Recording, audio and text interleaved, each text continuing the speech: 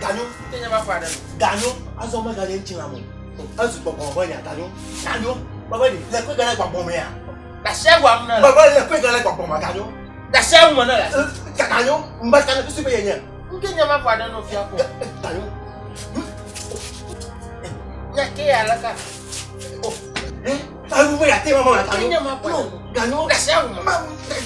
Ganyo. Ah, Kenya mafada. Nke jojo mala. Nke jojo. Ganyo. Nke jojo. Agbe ki ele siwo.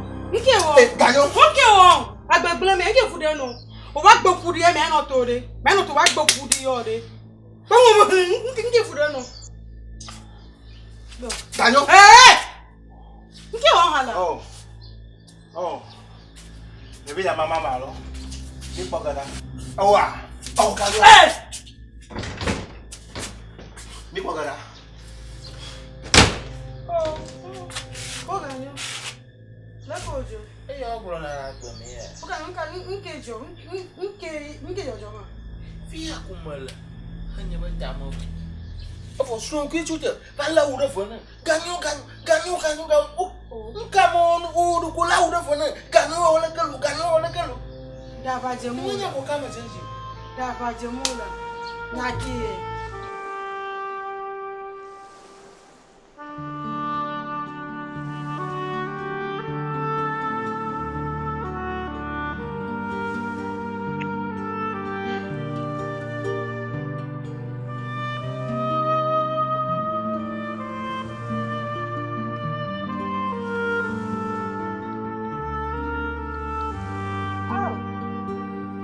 Oh. Ezoi. Okay, mai di chida no we. My God, you Chito. Nyawa. Chito ma here. Ni chode ma. Ela ni to. Oh, to dia di. Oh, to dia wa mo li lo azomo. Ha? Azomo. Okay. La kama bo ba e gbogbo gagba. Oh, agboga ba ti mama de mo je. Ha? Jiwa mada. To dia ma te zo mo jiwa mada fu wa tu agbo ni nla gble. To dia te zo mo jiwa mada. Abo na ku ke de sere do mu da mi ase ga gble na. Na lo na kwa na ma yi ni ku ni afo. Ta na nya re li ate bi na fa. Nyawa. Wonderful. De ma va to dia agbo ma gble ni. Be ho ha ya to ni la fama, na wa nye la fama. Ala ba ho ha ya to ba nyang di la unye.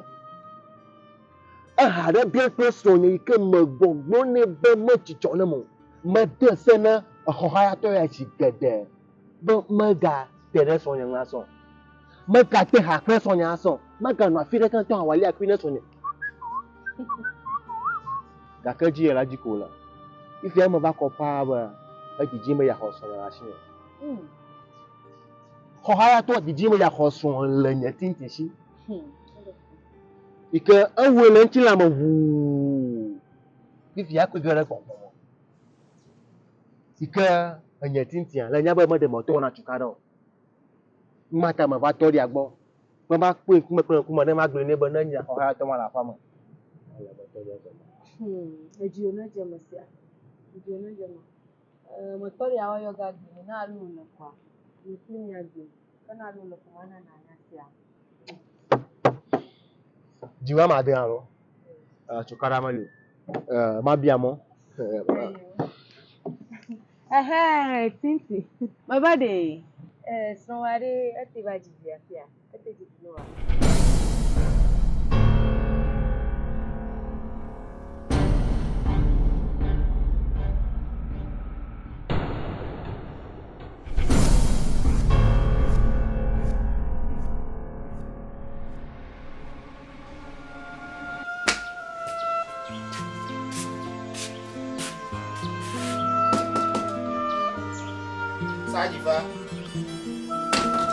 Sajifa la fama. Sajifa.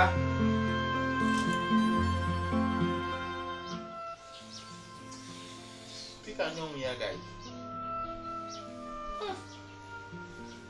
Do ya jo uma la mo ma poda kan boy. Ya jo nota.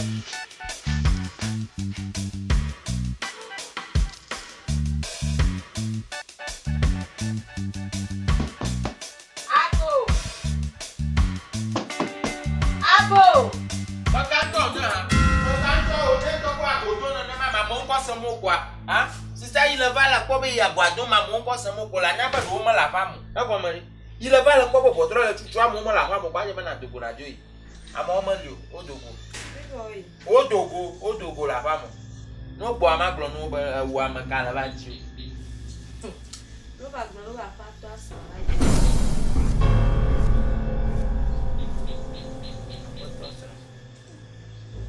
ta plache mama de nyama wenyiro nyama wenyiro mada kuku nyama tichi o to na loba ame ya adowa ma to na tajini ta mama kare jiba adowa ma to tajina mama wenyiro asia na kweka ta plache nyama wenyiro wa mara kama ona nno agbetora kama la ni gba jipo na nko nno mo manya kukuba na jeshia mafi na ko gbebble wa kunku na modi ale na we abaraka mo na nna mo ta flache la manyu ma wenyiro asa laka o nyamanya ba nyakotwa avuye yelashi laka wo no ndo ni kafi o ni ami agbagbara no asiwa abe agba plan Ware nyate putu na lo nyate putu na. Nyako to mpulashi. Dafla. Anya jogi kiyo mkata no kwikwa. Duku fresh. Nyako bongo so dama la ke bongo nyama ba wasa mo. Nyama nyaba fu ndo ni mo la na mo. Anko maga ba mo. Akpotona kula agbamara bi akuru. Oh nyate wanya. Kwalo makonka kari. Binyo ko pochi domala. Nyate ko ya de. Amata. O vaja ba. Au. Titi. Oizoi. Fia ba gbogbo me ya. Chu nti kuma ba oji ko ba la ko ya ma. Ah? De mo fa mi o ta pepe mi akata na la famo. Vo mo jo kaka mo gbogbo jojo mo la fie va za ha do ta nkaka bubuji ha mi o ta pepe. Ojo ina ma. Ganyo? Tisa. Kanya mo ga bia mo lo. Yo. La jabo me. Yo. No kwa mo gbono po gerai. Na ba. Bye. Ayo.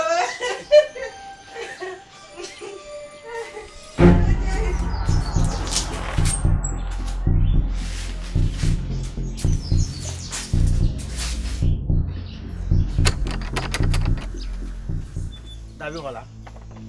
Me bojo le nwa la gbegbe.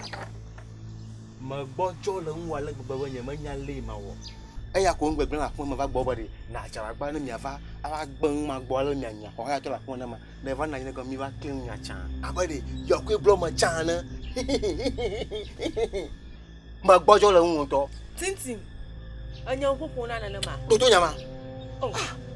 Anya opopo na na ma. Anya ma opopo na nto a. Manya ba tori anya so nya. Ka kun ya lo fi na tori anya pon ya lo si la bojo le nchu. Tintin anya ngi a. Okpa agbe ya mari. Amade kamo mlo na ni kwa afun kwa. Awonya ma chuchu na mako. Ajaba ma va sama ha ba ngmagbe. Afi ma chunya. Ima de ma va ma la pamu. Ya ma va ajaba ma kpo iba agbe ka chuchu la machi ha. Afi ma chunya mo. Asego ma. Ha? Ma bojo le nwa. Wa magabiju. Ajuo na jema.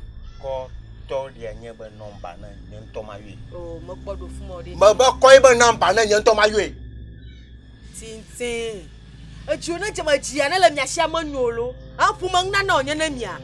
Ha? Ajuo na jema ma ba de. Achonti kwali. Adodo ga pa mo. Ma ganyu ko na adogo apa ma. Asia. Akwa de kaje ma de ganyu ma de. Amayonya mayonya. Oh. Do lala. Ama ina ka nkene nwa ko na vale ni. No. Ajuo na jema asia. Achonti ma ba ganyu na adogo apa ma. Achonti kwa ma ya ba ho do ma no asia. Asa ha do ko ta achonti na mi adogo asia. Asia. Ema.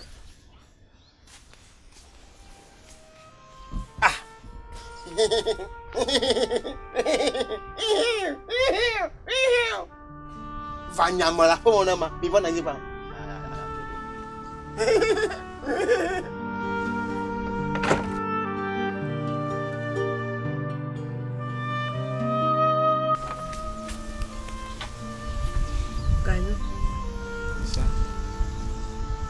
A care de banana camelo plătim ce sunt domnul.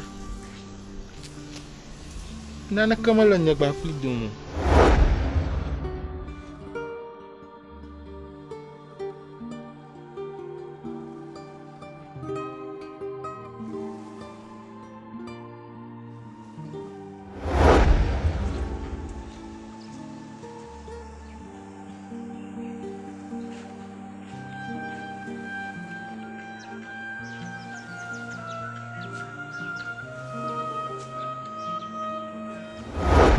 La manya mai na mi atenwe sia majibo won ton akpoji sia wa akpoji sia na mia ba we dada sia ayanke